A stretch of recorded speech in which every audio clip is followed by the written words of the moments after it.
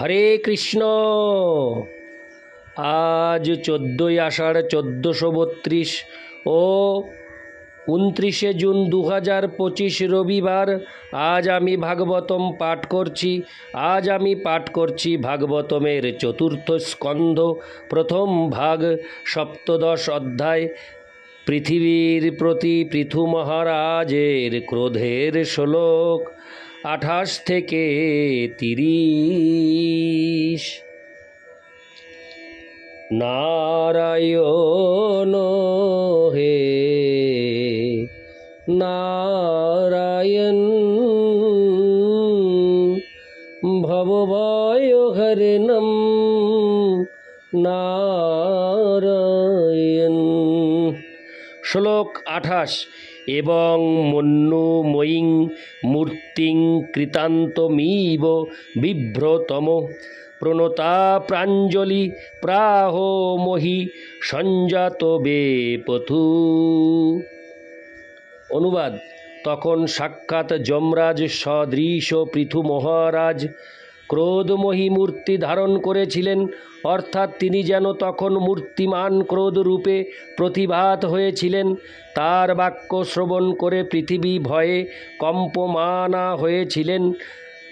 বদ্ধাঞ্জলি সহকারে পৃথু মহারাজকে প্রণতি নিবেদন করে ধরিত্রী বলতে লাগলেন। তাৎপর্য: পরমেশ্বর ভগবান দুষ্টদের কাছে সাক্ষাৎ মৃত্যুস্বরূপ এবং মৃত্যুস্বরূপ এবং ভক্তদের কাছে পরম প্রিয়তম। ভগবদ গীতায় 10:34 ভগবান বলেছেন, মৃত্যু সর্বহরশ্চাহম, আমি সর্বগ্রাসী মৃত্যু। শ্রদ্ধাহীন নাস্তিকেরা, যারা ভগবানের অস্তিত্ব অস্বীকার করে, তাদের কাছে মৃত্যুরূপে আবির্ভূত হয়ে ভগবান তাদের উদ্ধার করবেন। যেমন হিরণ্যকশিপু ভগবানের আধিপত্য অস্বীকার করেছিল এবং ভগবান নৃসিংহরূপে আবির্ভূত হয়ে তাকে সংহার করেছিলেন, তেমনি পৃথু মহারাজকে ধরিত্রী সাক্ষাৎ মৃত্যুরূপে দর্শন করেছিলেন এবং তিনি তাকে মূর্তিমান ক্রোধ রূপে দর্শন করেছিলেন। তাই তিনি ভয়ে কাঁপতে শুরু করেছিলেন। কোনো অবস্থাতে কেউই ভগবানের আধিপত্য অস্বীকার করতে পারে না, তাই তার শরণাগত হয়ে সর্ব অবস্থাতে তার সংরক্ষণ প্রাপ্ত হওয়াই শ্রেয়স্কর। ইতি শ্লোক 28। শ্লোক 29।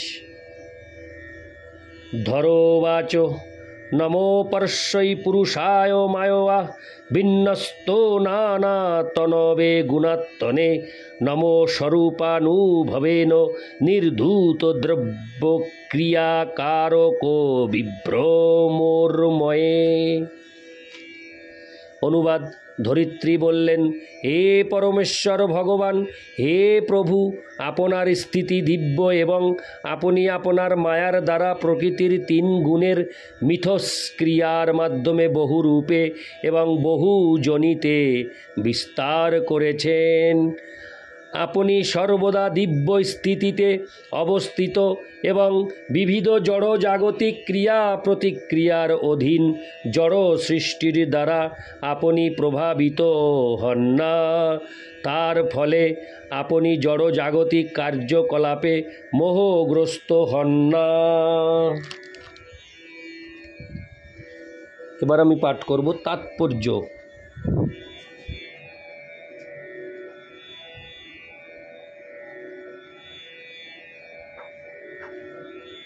হরে কৃষ্ণ হরে কৃষ্ণ কৃষ্ণ কৃষ্ণ হরে হরে, হরে রাম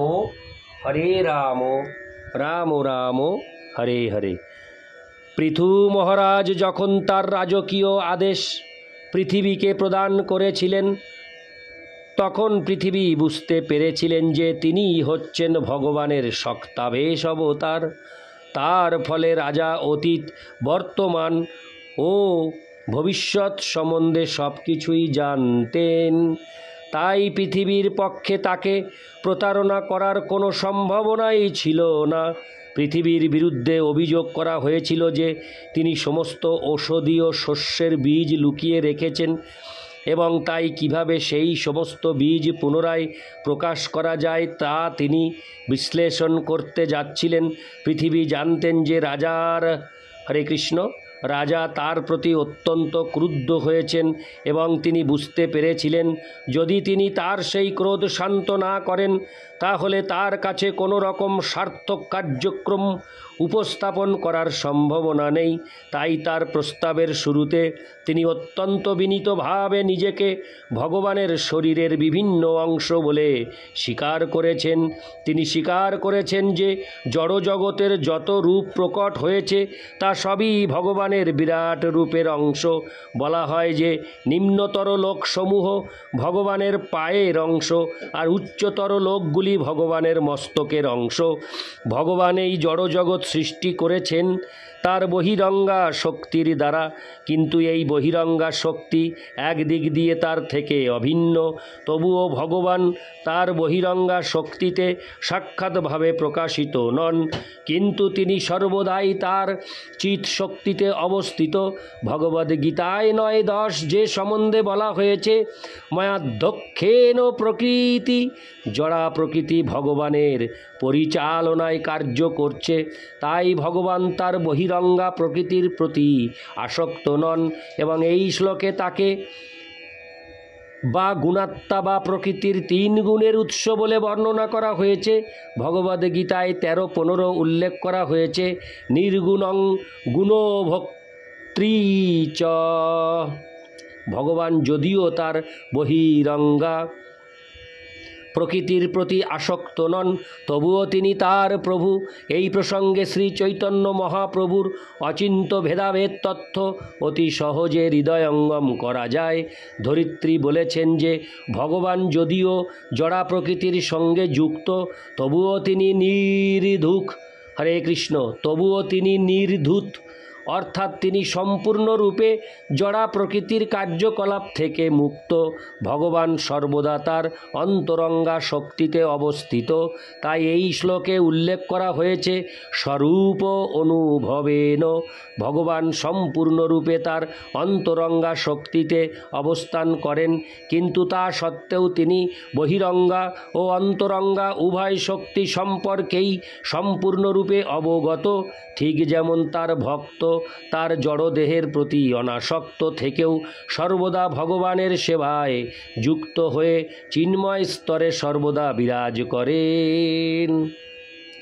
শ্রীলরূপ গোস্বামী বলেছেন যে ভক্ত ভগবানের সেবায় সর্বদা যুক্ত, তিনি তার জড় অবস্থা নির্বিশেষে সর্বতোভাবে মুক্ত। ভক্তের পক্ষে যদি এইভাবে চিন্ময় স্তরে অবস্থিত হওয়া সম্ভব হয় তাহলে ভগবানের পক্ষে নিশ্চয়ই বহিরঙ্গা শক্তির প্রতি আসক্ত না হয়ে তার অন্তরঙ্গা শক্তিতে অবস্থান করা সম্ভব। এই কথা বুঝতে কোনো অসুবিধা হওয়া উচিত নয়। ভক্ত যেমন কখনো তার জড় দেহের দ্বারা মোহাচ্ছন্ন হন না, ভগবানও তেমন এই জড় জগতের বহিরঙ্গা শক্তির দ্বারা মোহাচ্ছন্ন হন না।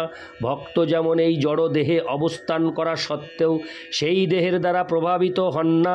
এই জড় দেহ নানা রকম ভৌতিক অবস্থার দ্বারা পরিচালিত হচ্ছে, যেমন দেহে 5 প্রকার বায়ু কার্য করছে এবং হাত, পা, জিহ্বা, উপস্থ, পায়ু ইত্যাদি বিভিন্ন অঙ্গ ভিন্ন ভিন্নভাবে কাজ করছে। তবুও আত্মা বা জীব, যিনি তার স্বরূপ সম্বন্ধে পূর্ণরূপে অবগত, তিনি সর্বদা কেবল হরে কৃষ্ণ কৃষ্ণ কৃষ্ণ হরে হরে, হরে রাম রাম রাম হরে হরে এই মহামন্ত্র কীর্তন করছেন এবং তার দেহের কার্যকলাপ সম্বন্ধে তিনি সম্পূর্ণরূপে নির্বিকার। তেমনি ভগবান যদিও এই জড় জগতের সঙ্গে যুক্ত, তবুও তিনি সর্বদা তার অন্তরঙ্গা শক্তিতে অবস্থিত এবং জড় জগতের কার্যকলাপের প্রতি সম্পূর্ণরূপে অনাসক্ত।